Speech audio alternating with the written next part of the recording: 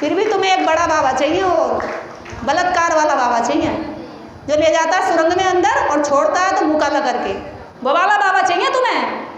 लाली कहाँ कहाँ दर्द है, दबाते दबाते कहीं और ही पहुँच जाता है। कोई हथौड़े से इलाज कर रहा तो कोई हाथ से इलाज कर रहा तो कोई मुंह से इलाज कर रहा, और सारे इलाज करवा रही औरतें मजेदार।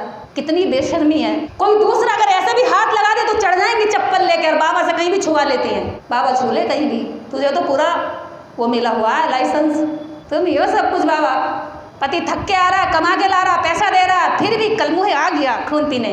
लेकिन बाबा के झाड़ू लगा के बड़ा स्वभाव मिलता, सेवा करके आ रही हूँ मैं, जल चढ़ा के आ रही हूँ, बाल धो के तैयार होके सुबह जा रही हूँ। जो फल दूध मेवा अपने बच्चों को खिलाने, अपने पति को देने चाहिए, वो जाके मंदिर में चढ़ा रही हो। पुजारी का पेट निकला पड़ा खा खा के, आदमी इनके सूखे पड़े। पुजारी की बीवी ना दे रही भले उसे, तुम्हारे दिए हुए वो अपनी बीवी के लिए ले जाता है, और उसकी बीवी सुबह शाम अच्छा खाना खाती है, तुम्हारा चढ़ाया हुआ। उसकी बीवी के गाल पर चमक होती है, इसका बच्चा गोरा पैदा होता है, और तुम्हारे बच्चे कमजोर, कुपोषित, वजन में कम।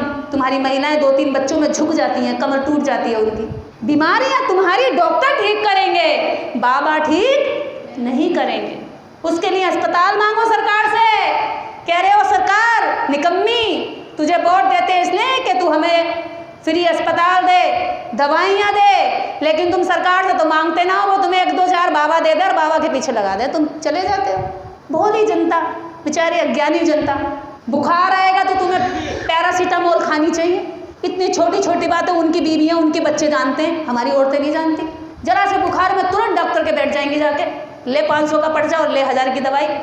आदमी की 8 दिन की कमाई लगा देती है 5 मिनट के अंदर। बच्चे तुम्हारे डॉक्टर नहीं बन रहे, बच्चे तुम्हारे इंजीनियर नहीं बन रहे, बच्चे तुम्हारे अस्पताल नहीं खोल रहे, अस्पताल सब उनके, दवाइयों की फार्म है उनकी। इस देश के अंदर जितने बड़े, इसमें मैं नोएडा में देख रही हूँ, बड़े बड़े बिल्डर हैं, बड़े बड़े कॉम्प्लेक्स बने हुए हैं, इसमें तुम्हारे लड़का बेटा इसके मालिक नहीं है। कहाँ है फिर ये तुम्हारे बेटा बेटी, बताओ ना। कावड़ लेने गए, सही है। महिलाएं कंपनियां चला रही हैं उनकी, बड़े बड़े एक्सपोर्ट के काम कर रही हैं, बिजनेस कर रही हैं, नौकरियां कर रही हैं। हमारी औरतें क्या कर रही हैं, भजन कर रही हैं, कीर्तन में बैठी हैं, रात खूब ताली पीटी हैं, थक गई, सुबह खाना नहीं देंगी बना के। क्या करे ये बेचारे पति, क्या करे ये आदमी, कहाँ जाए, भी आएगा उधर ही आएंगे अभी।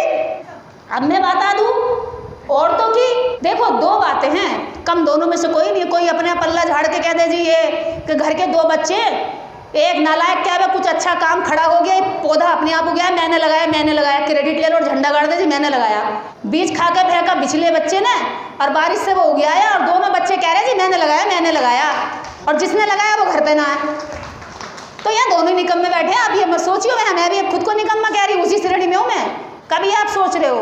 तो ये सच्चाई है, एक आदमी एक औरत दोनों एक परिवार को तैयार करते हैं, जिसमें उसके माँ बाप होते हैं पुरानी पीढ़ी के, और नई पीढ़ी उनके बच्चे होते हैं, और बीच में वो कड़ी होते हैं पिछली पीढ़ी के और अगली वाली पीढ़ी के। तो 3 पीढ़ियाँ एक घर में हर जगह मिलती है। अब इन 3 पीढ़ियों में जो जमीन है, जो जड़ है, वो बड़े बुजुर्ग है। बड़े बुजुर्गों को खुद नहीं पता था कि अम्बेडकरवाद का मिशन क्या है, तो वो बताते क्या, ठीक है, ये उनकी अज्ञानता थी। अब आ गई हमारी वाली पीढ़ी, जो हम घर में बहू बेटियां हैं। इनको मिशन जाने के लिए अब बहुत सारे चैनल चल रहे हैं, यूट्यूब चल रहे हैं, फेसबुक चल रहा है, मोबाइल है, व्हाट्सएप है, ठीक है। तुम्हारी सासों के पास ये सब कुछ नहीं था ना उन पे, तो उनकी कमजोरियां थी, उनकी मजबूरियां थी, वो बाहर नहीं झांक सकती थी।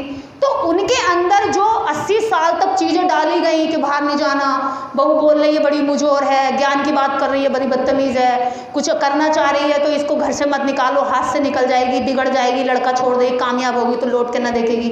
ऐसी बहुत सारी चीज़ें उनको 80 साल तक उनके दिमाग में डाली गई है। तो अब आप ये मत सोचो कि उनका सॉफ्टवेयर अपडेट हो जाएगा, वो वैसे ही रहेंगे। उन पर काम मत करो, उनको प्यार करो, सम्मान करो, जिसमें वो खुश है इतना उनको खुश करते रहो। ज़रूरत है जो हमारे हाथ में बच्चे हैं, जो अब तैयार हो रहे हैं, उन पे हम कितना काम कर सकते हैं। हम बीच की कड़ी है ना, पिछली वाली को हम सुधार नहीं सकते, वो हमारे बड़े, उनको डांट भी नहीं सकते, अपने बच्चों को थप्पड़ मार सकते हैं, डांट सकते हैं, रोएगा गले लगा सकते हैं। हम बड़े बुजुर्ग के साथ कुछ भावनात्मक ऐसी चीज़ें नहीं कर सकते, क्योंकि वो अपमान में चली जाती है, पर अपने बच्चों को तो डांट सकते हैं। तो हमें अपने बच्चों को संभालना है, और इसमें तुम्हारा साथ तुम्हारे पति भी देंगे। अगर तुम इससे बाहर निकलती हो तो।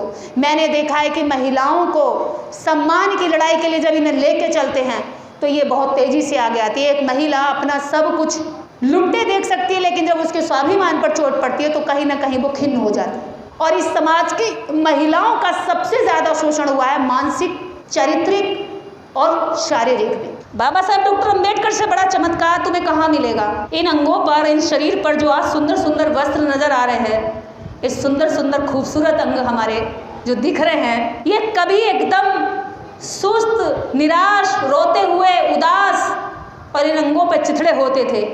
इन चिथड़ों को हटा करके सुंदर सुंदर वस्त्र पहना दिए। इससे बड़ा चमत्कार तुम्हें कौन सा बाबा कर सकता है? तुम्हें पैसे रखने की इजाजत ना थी, तुम्हारे कपड़ों में जेब लगाने की इजाजत ना थी, आज तुम चौड़े चौड़े पर्स लेकर घूम रही हो। इससे बड़ा चमत्कार तुम्हें और कौन सा बाबा कर सकता है? कौन कर सकता है? तुम्हें इजाजत ना थी झिड़कियों से भी झांकने की, तुम्हें इजाजत ना ही पति का हाथ छूकर पकड़ के चलने की भी, आज तुम अपने पति का हाथ पकड़ के गर्व से सड़कों पे चलती हो। आज तुम सड़कों पे खुले चौड़े होके चलती हो। तुम ऐसी सभाओं में आकर के अपनी कुर्सी लेकर आगे बैठती हो। इससे ज्यादा चमत्कार तुम्हें और क्या चाहिए भाई? एक आदमी जितनी चाहे इतनी बीवियां रख सकता था जितनी उसकी ताकत थी। आज एक आदमी एक ही औरत रखता है, दूसरी की तरफ नजर उठाकर देखता है तो औरत तुरंत कहती है चल कौन ताकि तुझे अगली शाम को थाने जाकर बैठी मिलेगी, वो हाथ पैर जोड़ कर लाएगा मना के। तुम्हारे पैर पकड़ता था वो कभी? वो कहता था पैर की जूती है, पैर नहीं पहन दी निकाल के फेंक दूंगा, होश में रह, तमीज से घर में रह ले, पाल बच्चे, तुझे ही सब कुछ दुख हो रहा है। ये थे तुम्हारे लिए डायलॉग। और आज क्या कहता, अरे मैं तुम्हारे हाथ जोड़ता हूँ, घर चलो, मैं किसी को ना देखूंगा। बदल दिया? बदला कि नहीं बदला? इससे ज्यादा परिवर्तन तुम्हें कौन सा बाबा दे सकता है? पहले बच्चियों के साथ, महिलाओं के साथ रेप हो जाता था, देवदासी के नाम पे मंदिरों में लाखों लाखों रखी जाती थी, छोटी छोटी बच्चियों के कौमार्य भंग किया जाता था। आज कोई पुजारी हो, चाहे मंदिर का पुजारी हो, चाहे जज हो क्यों ना हो, चाहे वकील क्यों ना हो, चाहे कितना भी बड़ा आदमी, नेता क्यों ना हो, बाबा क्यों ना हो, अगर किसी महिला के ऊपर नजर उठा के देख ले और महिला जाकर के थाने में खड़ी हो जाए तो उसको भी कोर्ट में जाकर के पेशी देनी पड़ेगी और जवाब देना पड़ेगा। और अगर साबित हो जाता तो सजाएं पूरी जिंदगी की उसे जेल में काटनी पड़ेगी। जहां तुम्हें कहीं कदर ना थी, कुत्ते, बिल्ली, भेड़, बकरियों की तरह औरतों को रखा जाता था, तुम्हारी हड्डियों में, तुम्हारी शरीरों में दर्द होता था तो इस दर्द की कभी गोली दवाई नहीं आती थी। आज तुम्हारे जरा जरा से नखरे पे तुम्हारा पति उठाकर डॉक्टर के भाग जाता है। ये किसने परिवर्तन किया? जानती हो ना? तो फिर कौन सा बाबा और तुम्हें चाहिए? इससे बड़ा बाबा तुम्हें और कौन सा चाहिए? मेरी समझ नहीं आता। हाँ, जो आदमी तुम्हारी जिम्मेदारी उठाने को तैयार नहीं होता था, आज तुम्हारे नखरे उठाता है, तुम्हारे पतियों को बदल दिया।